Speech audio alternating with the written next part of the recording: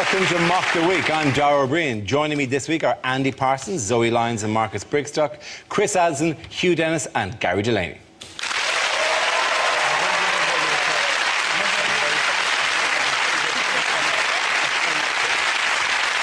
We start tonight with a round call. If this is the answer, what is the question? On the board are 6 categories. Gary, which category would you like? I would like home news, please, Dara. OK, the category is home news, and the answer is 35 billion. What is the question? Is it, how many times have people hit refresh on the NatWest website this week? Is it, in fact, how much I told the NatWest call centre I have in my account at the moment? Is it what is God's next significant birthday? Is it how many days do we have left of the Olympic torch relay? After how many years does a bottle of Sillet Bang become safe to handle?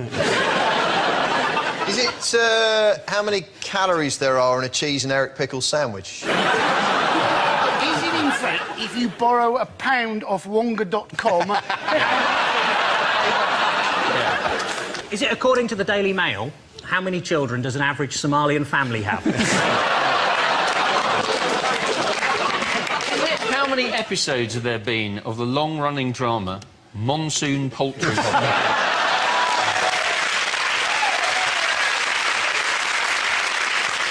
got to stop going on about that, Hugh. You've just got to buck up! Is it what number Dappy from N-Dubs is in Line to the Throne? How much will I win if Warhorse wins the derby? Is it how many years older than her face does Madonna's neck look?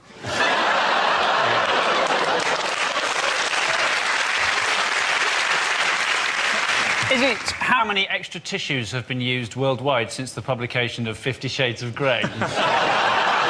Is it very moving, then? Is it... Yeah. Makes you cry, is it? I've not read it. I'm going to move towards I think I know the answer. Is it how many comedians have phoned their accountants this week? Is this actually how much is our tax gap in the UK? That's absolutely right. Thank you very much, Zoe Lyons. Well done. Very good. Yes. The question I was looking for was, how much money does the Treasury lose due to tax avoidance in a year? This comes in a week when a number of famous faces were linked to tax avoidance schemes. Prime Minister David Cameron was criticised for singling out comedian Jimmy Carr's behaviour as morally wrong, while remaining silent on other individuals' questionable tax arrangements. So, who wants to comment on this? Who wants to get onto their moral high horse? The thing was, though, wasn't it? The viewing figures for 8 out of 10 Cats doubled last week. Yes. So I think it's only fair, as you as the host of Mock the Week, either you need to do some dodgy accountancy practices, or maybe just host a prostitute Nazi party. And we all expect an invite. Right, can I do plan B? I've got a brilliant tax avoidance scheme that I use personally. It's just earn sod all. That's how This scheme, basically, the K2 scheme, Yes. was where they hide your money for a while and then give it you back at a later date. Yes. Now, there's a much easier way of doing that. Just bank with NatWest.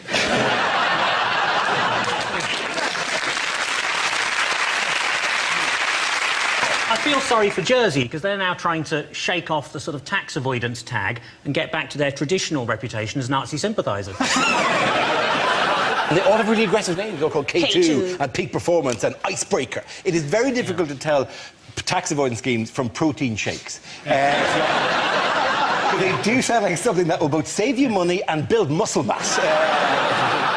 Do you know I feel really bad for this? Do you know what I think is a real... Is it the children? No, not the children. I know you care about the children. What the hell? You No, I don't not care about the children. Well, do you know what I feel sorry? Do you know what I feel sorry for? Alan Carr. Alan Carr has probably in the last week fielded any number of questions from people who didn't quite know which one it was. Like, Alan Carr is just about shaking off people going, how do I stop smoking? And now he's going to talk about tax avoidance. The person I feel sorry for is the lady who's apparently got the @NatWest Twitter name, a lady called Natalie Westerman. The amount of abuse she's had this week. None of us can claim complete cleanliness in terms of tax avoidance, particularly if you're self-employed anyway, because there were schemes that were picked up, film investment schemes, for example, that a lot of people had put money into. I myself, and I feel we just have to say this, I'm part of a film investment scheme. I put all my savings into the big budget production of Monsoon Poultry Hospital. I think it's right. Well, you're involved as well. I mean, because I play the role of Morag the nurse. Monsoon Poultry Hospital. I think we're going to make a lot of money back. It's it's me and you are involved. By Alfred Hitchcock. It's nice to know where the budget for this show goes. I want to know, by the way, how well I look as a nurse. Surprisingly fitting. Big shoulders. You've got a hint to the readers' wives about you. If you turned up at my bed in a hospital, I'd discharge myself. Listen, I have no surprise, no doubt. You'd discharge yourself.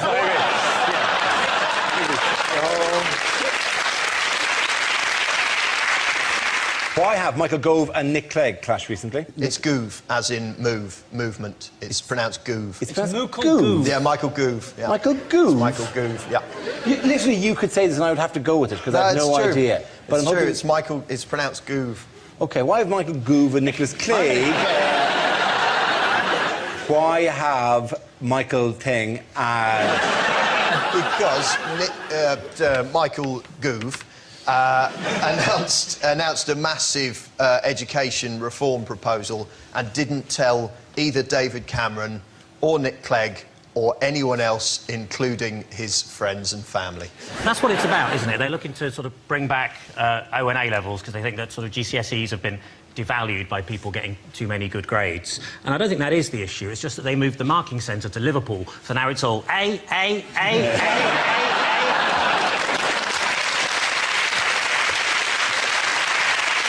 After tuition fees, though, Nick Clegg talking anything about education is somewhat tricky, isn't it, for him? And obviously, you know, I feel that students will never, ever forgive him for his U-turn on tuition fees. So maybe he should just go the other way and actually have more of a go at students, because I think it could be a vote winner. You know, so maybe try and tax Lynx aftershave, tax super noodles, tax people with their pants showing. I think it could be on something.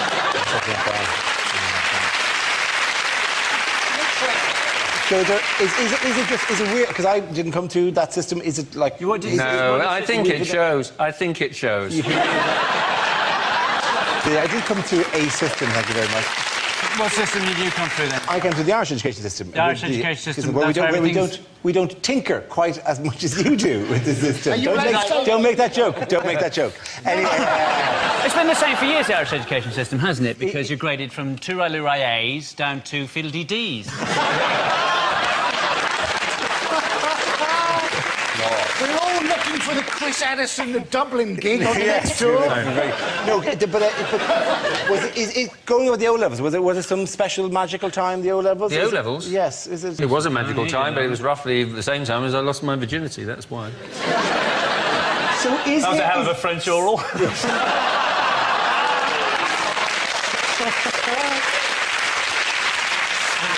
Is calling for the O-levels the political equivalent of going, oh, I wish they put Top of the Pops back on? Is it like that? Yeah, like spinsters on bikes. He basically wants the 80s back. He wants everyone driving an Austin Allegro, because they were great, those cars. Michael, do I get the impression you lost your virginity in an Austin Allegro? Is that the... You lost your virginity to an Austin Allegro. That's... My God, that exhaust pipe was hot. I lost mine to an Escort. Does that count?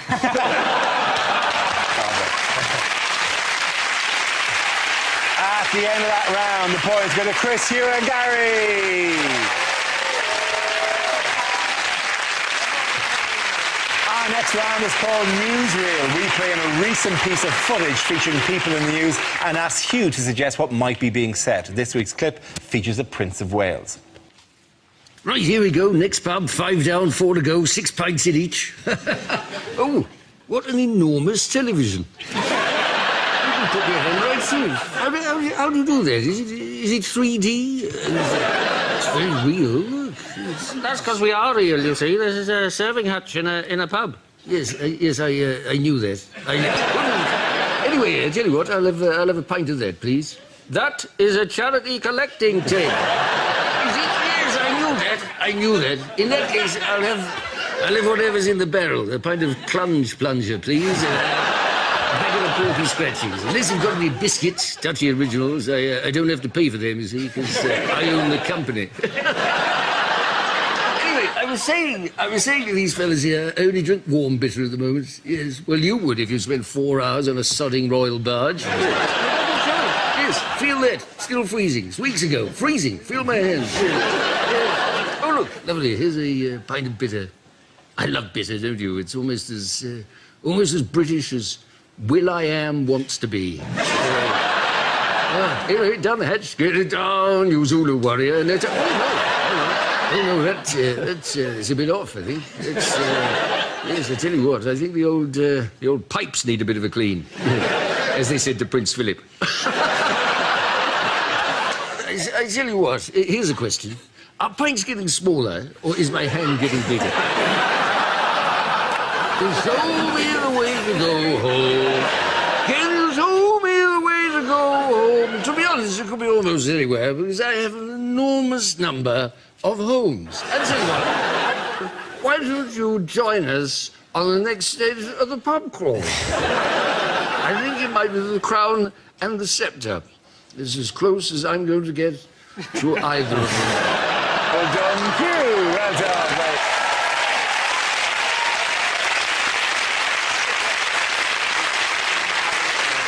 OK, now we play a round called Shut Your Loophole. This game involves Gary, Zoe and Chris, so if you could make your way to the performance area, please. This round is the stand-up challenge. I launch the wheel of news, and wherever it chooses to stop, one of our performers must step forward and talk about that subject. The winner is whoever I think is the funniest. OK, here we go. Let's spin the wheel. The first subject is the internet. Who wants to come in on that? Zoe. Ah, the internet. Love the internet. Actually, that actually reminds me, because got to keep an eye on the time. I'm bidding on something on eBay this evening. It's Greece. It's just me in Germany going head-to-head. Fingers crossed. Oh, God. I've actually got one of those Twitter trolls. I'm hip with the kids. I've got a Twitter troll. They're horrible things, though, these Twitter trolls, because they send you abuse online, and the thing I really hate about it is it's anonymous. That's what really annoys me, but just awful things. They say, "You're not funny, Zoe Lyons. Call yourself a comedian. Of all of my children, you're the least favourite."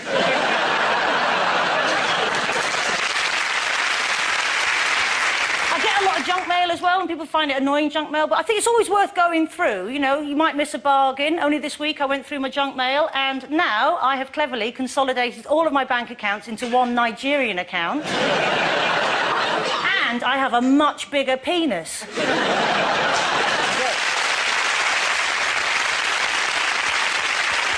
OK, let's spin the wheel again. Travel. Who wants to come in on that? I'll do that. Chris.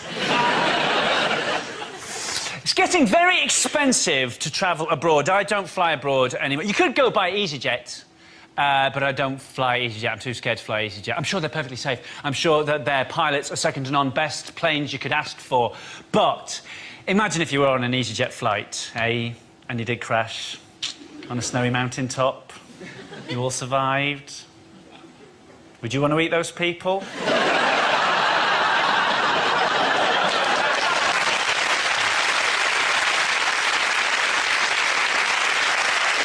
I won't have a shepherd's pie from Asda. I'm not having some woman in cerise leggings. It's not happening.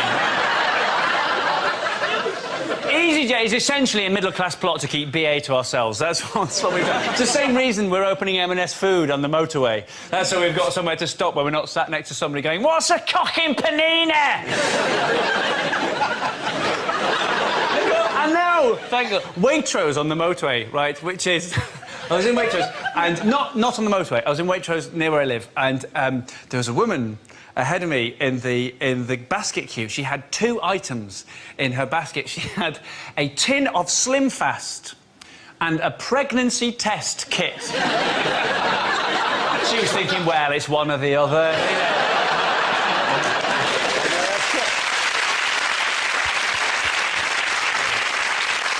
OK, that leaves us with Gary. Let's see what topic you have. Let's spin the wheel. And it's relationships. Right, relationships. It's good to be here. Last time I was here, a girl asked me for sex. I had to disappoint her. We had sex. But I'm trying to learn to be a more sensitive lover. I got a DVD, How to Improve Your Foreplay Technique. It was really good. I had to fast forward through the boring bit at the beginning. I'm really bothered with that. Last night I had beef stew with dumplings. I shouldn't call her that, but she's a big girl.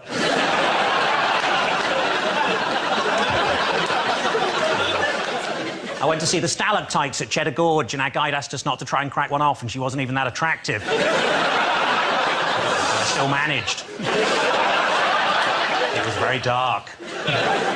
This morning I went to a meeting of my premature ejaculators support group, but it turns out it's tomorrow.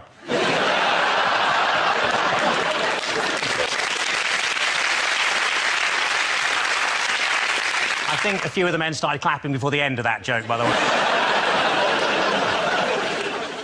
My girlfriend's dog died, so to cheer her up, I got her an identical one. She was livid. What am I going to do with 2 dead dogs? A friend of mine had a penis extension. Now his house looks really stupid. Very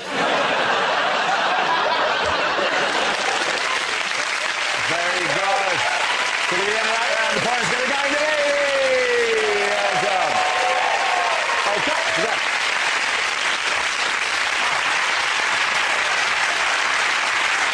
Our next round is called Headliners. Here's a picture of the England football team, but what does PHFE stand for? Is it everything that the England football team are no good at? Passing, headers, footwork, everything. I think it needs to do with Rooney. I reckon it's Potato Head fancies elderly.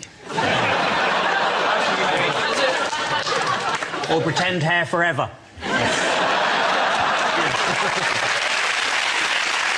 Is it what Stephen Gerrard thinks is wrong with the team? Is it passing, heading, football, I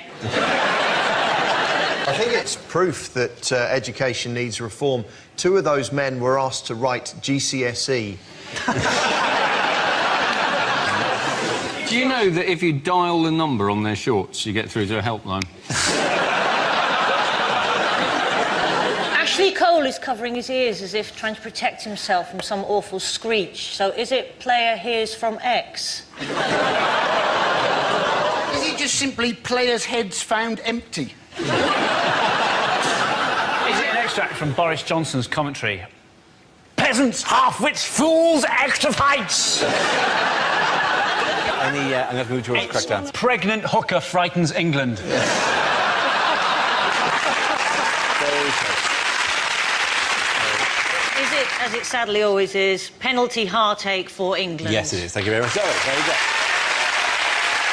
Yes, the answer I was looking for was penalty heartache for England. This is the news that after reaching the quarter-final stages of Euro 2012, England suffered penalty agony yet again as they crashed out of the tournament in a shootout against Italy, watched by a peak audience of 23 million people. Were you among them? Were you all watching it? Yes, we weren't very good, were we? We couldn't hold the ball very well. And there was one moment, wasn't there, where the referee, there was an Italian injury, and so he had to stop the play, and then he gave the ball back to the English players, but explained to them that he wanted them to give it back to the Italians. And I was thinking, well, he didn't have to explain that. They were going to do that anyway.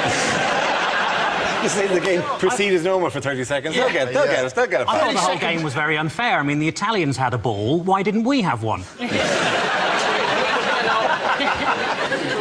We lost on penalties, didn't we? Right, which was very disappointing, and we went out. But, I mean, if you look on the bright side, really, all that's happened is we would have played Germany in the next round. So all that's happened, really, is we've lost on penalties 4 days earlier than we would have. In many ways, you've got those 4 days back. We've got those 4 days back. I think that it was a very telling statistic, wasn't it? That England's most frequent passer was Ashley Cole, with 44 passes, including the last one, of course, to the Italian goalkeeper in the form of a penalty. Who was England's second most frequent passer? Would it have been Joe Hart, the goalkeeper? Joe Hart, the goalkeeper. Who was playing a lot of excitement. I thought Joe Hart in the goal, though. God love him, he did his best. He did a great job. He did his little kind of bear thing before each penalty. He was like, like a little, I'm your little tiger. I'm going to your little tiger, and I'm going to scare you. Like he's doing little mimes in the goal. Like it was. I mean, it was like it's more like an uncle with a 3-year-old. Oh, I'm a bear. I'm going to chase you. You want to kick the ball now? Who's got a good kick? Who's got a good kick? Oh, you go. Oh, you have a good kick. Yes. My favourite quarter-final was, in fact, Greece against Germany. Because I was hoping, when the referee tossed the coin at the beginning, the Greek captain would nick it and piss off.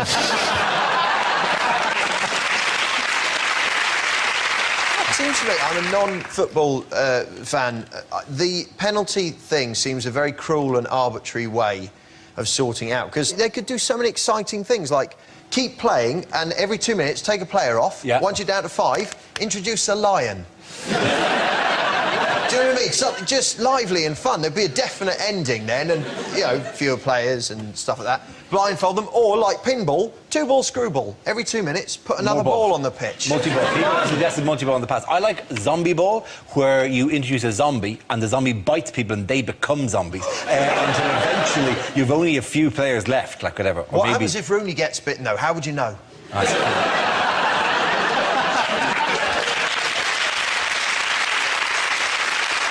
Wayne Rooney said that having an English manager made it easier to understand tactic talks. Those are not the words he'd have used, though. Tactic talks. That would have... He'd have gone on that. Yes, yeah. it was because Fabio Capello was the previous manager and didn't speak English particularly well. But Fabio Capello then went on to the radio interview when he heard this and said, every now and then when I tried to explain tactics, things didn't work out. You know what? Maybe it's because Rooney doesn't speak English. Wow. Saucer of milk for Fabio Capello. I think there are consolations to this tournament being over, because now, at last, we don't have to hear politicians talking about it, which is my least favourite thing about international football tournaments. When politicians try to be a man of the people, it's excruciating. Much worse when it's Cameron, because he's so manifestly posh. Hearing him going, that's why I say, come on, England. I shall be wearing my second-best top hat and my lucky monocle all the way through Euro 2012. I love football. It's so rare you get to see working-class people running about without having to chase them yourself with a stick. On the plus side, though, the England fans were well behaved, because there was a lot of talk, wasn't there, about the Polish and their abusive chanting and their hooliganism. And, of course, that's what we used to be the best in the world at that. One more thing that now the Poles do better than we do. OK, and the Poles going to Marcus Zoe and Andy. Now we come to scenes we'd like to see, so if everyone can make their way over to the performance area, I'll read out this week's topics and then we'll see what our panelists can come up with. OK, here we go. The first subject is unlikely things to read on a health insurance form. Would you describe the condition of your heart as A, very good, B, mediumly good, or C, boo!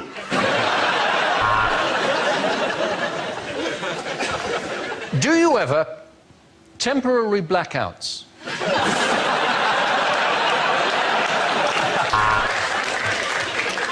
Do objects in the middle distance appear to be coming to me, to you, to me, to you? You may be suffering from chuckle vision.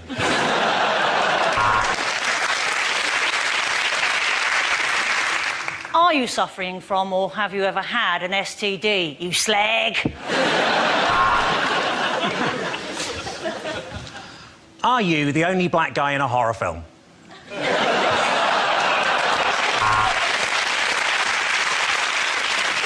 Have you ever experienced a burning sensation when you pee? Were you drunk at the time and holding a cigarette at the same time? Please describe your alcohol intake. Moderate, average, excessive, Glaswegian.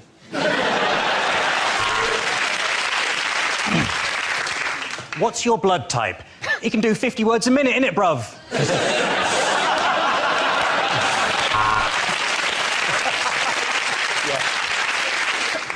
Buddhists, what was your last cause of death?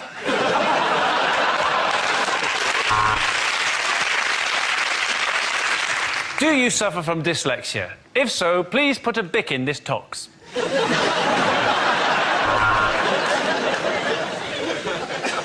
Do you smoke? Can I have one?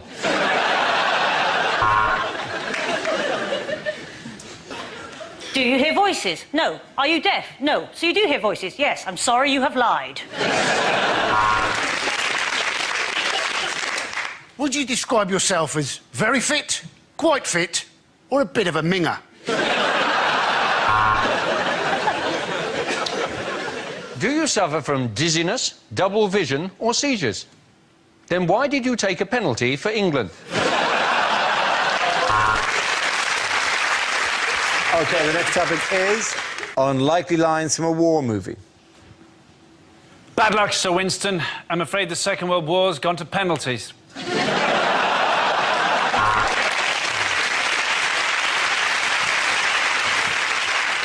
I'm going to go and rescue a horse that's trapped in the wire.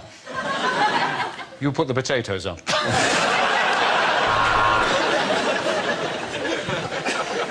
We've located the battleship. It is in the squares B5, B6, B789.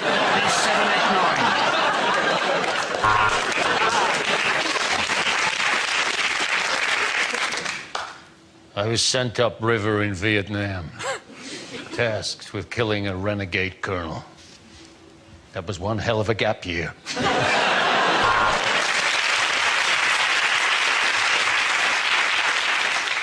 I haven't seen a case of trench foot this bad since the Isle of Wight festival.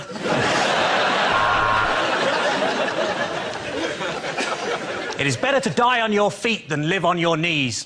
Anyway, enough about that Talisa video.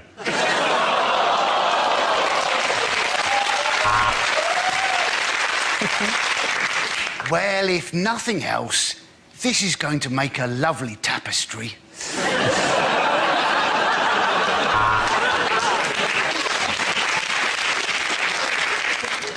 We're at 5,000 fathoms. Bing! The hull will never take it, Captain. Bing! And you going bing isn't helping us. Louis, this could be the start of a beautiful friendship, but only if you dress up as a nurse and give me a discharge. Sir, new intelligence has come in from the letters page of the Daily Mail, and it seems Herr Hitler has a point.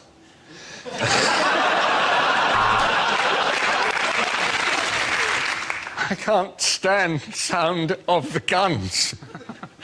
Why did I move to Tottenham?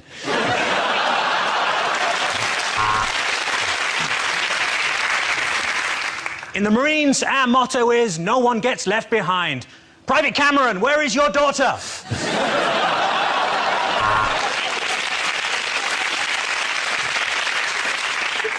We make an amphibious landing here.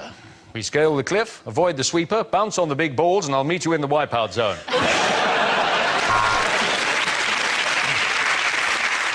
Chaps, we're about to go over the top. I have a message for you from High Command. It simply says, war!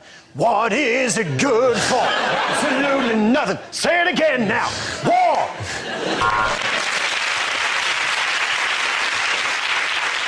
Don't put your stuff in that one. It's got a really catchy edge on it. I call it the hurt locker. Medic! Medic! Medic! I'll tell you what the problem is. I've been shot in my dick. OK, and the boys over to Chris, Hugh and Gary.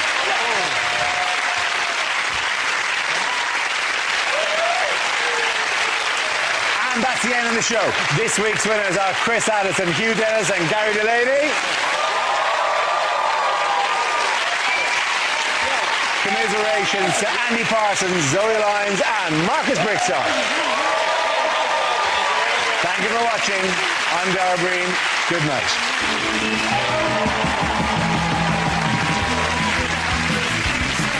Mock the Week is back on Thursday at 10 for its 100th show. Drama next tonight on BBC Two. Catch up with the thrilling new police series Line of Duty. And then more comedy. Matt's ex-wife is making mischief in episodes at 11:40.